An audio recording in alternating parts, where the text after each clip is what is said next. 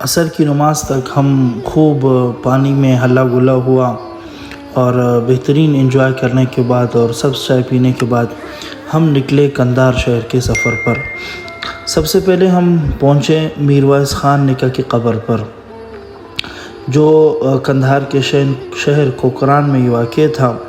میر voice Khan یہ قندھار کے ابتدائی فاتحین میں سے ہے، جنہوں نے ابتدائی زمانے میں فارسی اور ایرانی فوجوں کے خلاف انہوں نے کافی زیادہ جنگیں لڑی ہیں،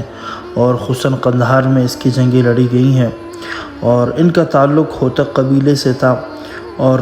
ہوتک قبیلہ یہ قندھار کے مضبوط قبائل میں سے ایک قبیلہ سمجھا جاتا تھا۔ آج کل پتہ نہیں ہے یا نہیں ہے، لیکن اس زمانے کے حساب سے ہوتک قبیلہ یہ بڑا مضبوط قبیلہ جانا جاتا تھا۔ میر وائس خان نکا کا تعلق بھی اسی قبیلے کے ساتھ تھا۔ ان کی بہت لمبی ہسٹری ہے کہ انہوں نے جو ہے پھر کافی سارے جنگیں لڑیں، اور بالآخر انہوں نے فارسی فوجوں کو بھی شکست دی، اور ایرانی فوجوں کو شکست دینے کے بعد مکمل قندھار پر ان کا جو ہے قبضہ ہوا، اور قندھار کو انہوں نے ایک مضبوط ریاست بنائی، اور ایک مضبوط ریاست کی بنیاد انہوں نے رکھی، اور تقریباً سن 1715 عیسوی میں پھر ان کی وفات ہوئی تھی۔ تو یوں میر وائس خان نکا قبر ابھی بھی موجود ہے، اور بہت زیادہ زائرین اس کے دیکھنے کے لیے آتے ہیں، چونکہ وہ لوگ ہیں، یہ وہ شخصیت ہے کہ جنہوں نے اس قندھار کو فتح کیا اور قندھاریوں کے لیے ایک بہترین جگہ بنائی۔ تقریباً یہ افغانستان کا دوسرا بڑا صوبہ جانا جاتا ہے، تو اس مناسبت سے اس کی جگہ بھی بہترین بنائی گئی تھی۔ قبر جو اس کی بنائی تھی، اور جو دیواروں پہ نقش و نگار تھا، آپ یوں سمجھیں کہ بالکل لگتا ہی نہیں تھا کہ بھی یہاں پہ کوئی جنگیں ہوئی ہیں، اور آس پاس بھی جو کافی صفائی تھی، اور پھول سبززات بہترین انداز میں اس کی حفاظت کی گئی تھی۔ ان کے کابرین تھے، ان کے بڑے تھے، اور خود بھی یہ مسلمان گزرے ہیں، اور بہترین قسم کے مسلمان تھے۔ باقاعدہ انہوں نے ان فارسیوں کے خلاف اور ایرانیوں کے خلاف انہوں نے باقاعدہ فتوے لیے، اور پھر مسلمانوں کو جنگ پر انہوں نے آمادہ کیا۔ میر وائس خان نکا کے روزے کی جب ہم نے زیارت کی،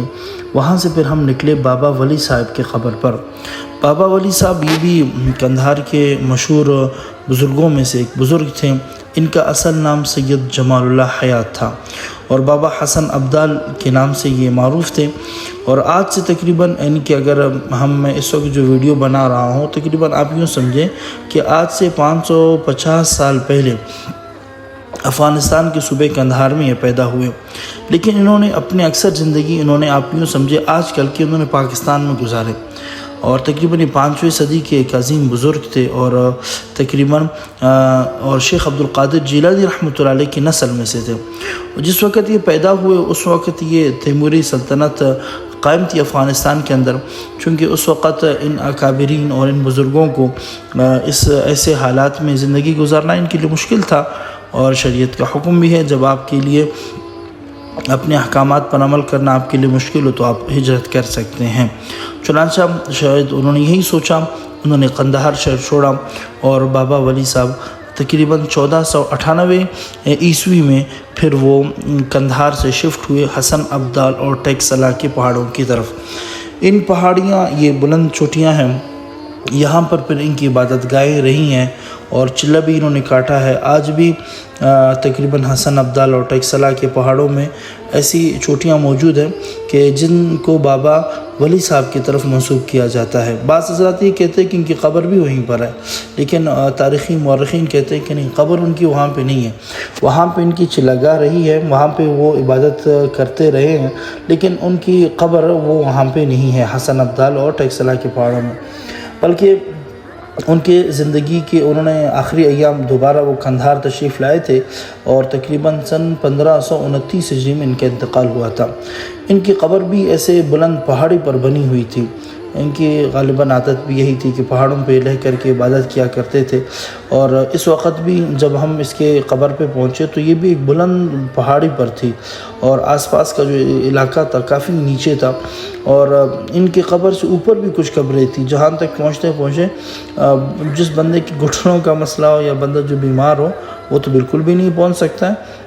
لیکن جو نوجوان ہو اور تھوڑا سا وہ بیدار بھی ہو تو پھر وہ وہاں تک اس بلند چوٹی تک پہنچ سکتا ہے۔ وہاں پہ بھی کچھ خبریں تھیں، وہاں پہ ہم وہاں تک بھی گئے اور وہاں پہ پھر ہم تقریباً مغرب تک وہاں رہے اور مغرب کی نمازیں بھی ہم نے وہاں پہ پڑھی اور آس پاس کے پورا علاقہ دیکھا، ان کی قبر کی زیارت بھی کی۔ کافی زائرین وہاں پہ موجود تھے